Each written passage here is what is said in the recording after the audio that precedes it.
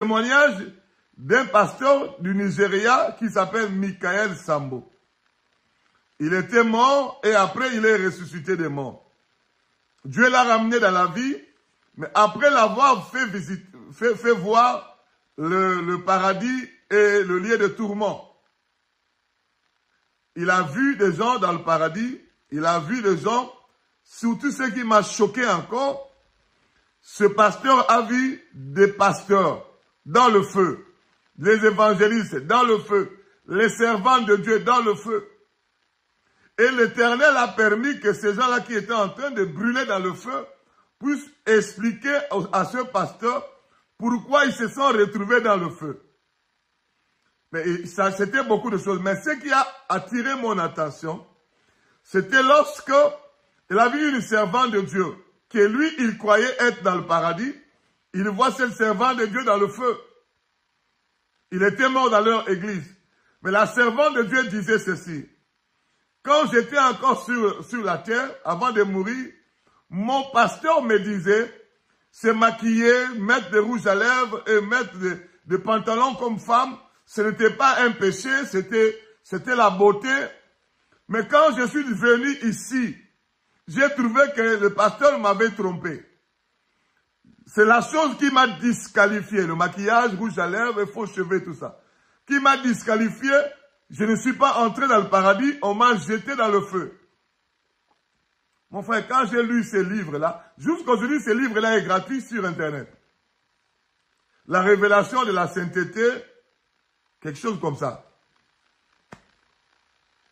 Je lis ces livres sur Internet, je me suis dit, ah bon, moi j'achète toutes ces choses pour ma femme. Dans la communauté, parce que j'étais déjà un pasteur avec plusieurs églises. En Hollande, une église. En Belgique, une église. En Paris, 2 églises. C'était une communauté qui est née en Europe sous ma supervision. Alors, j'étais en train de trembler. Je me suis dit, ah, est-ce que c'est vrai ce que ce pasteur est en train de témoigner?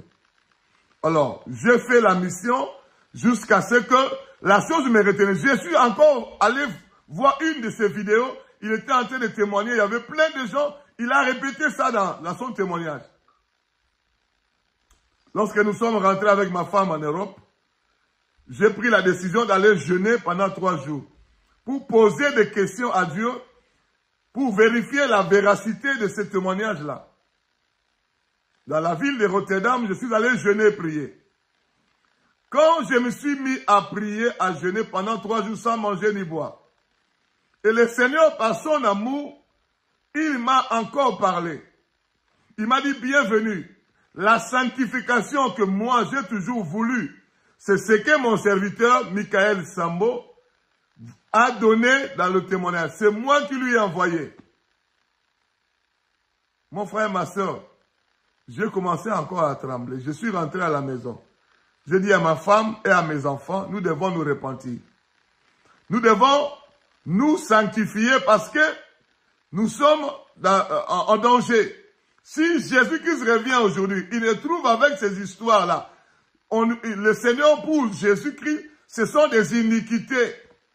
Je me suis souvenu du verset que Jésus-Christ était en train de parler dans la Bible. Retirez-vous de moi, vous qui commettez l'iniquité. Mais il dit, le faux cheveux, le faux cils, les faux ongles, le maquillage, le rouge à lèvres, les bijoux, le décapage de la peau, le tatouage, le piercing, les lentilles, toutes ces choses-là, les habits sexy, ce sont des iniquités. Mon frère, ma soeur, je suis sorti de ma retraite, j'ai parlé à ma femme. Nous avons appelé les enfants, nous avons parlé aux enfants. La même nuit, nous avons commencé la repentance. Nous avons pris tout ce que je vous ai dit là, les maquillages, les faux cheveux, les faux cils, les faux ongles, les vernis à ongles, les habits sexy, les pantalons, parce que dans ma maison, j'ai 5 filles, ma femme et les 4 filles. On a pris tous les pantalons, les bijoux, on a tout jeté. Une même nuit, on cherchait le lendemain. On a fait la repentance et on a jeté.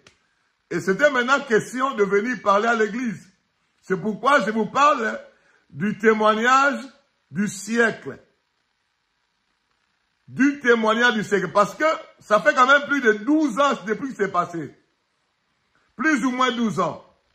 Mais je suis en train de fouiller, de voir à gauche, à droite, à travers le monde, des pasteurs qui avaient eu toute une communauté avec plusieurs églises et qui ont décidé de faire ce que moi je fais.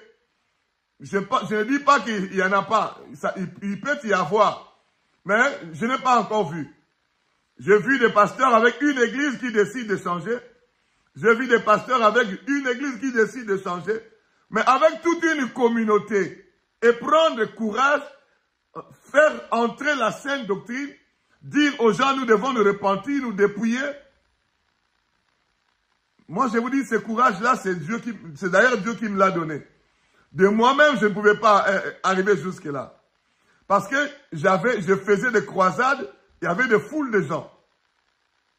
J'étais entouré de plus ou moins 10 pasteurs.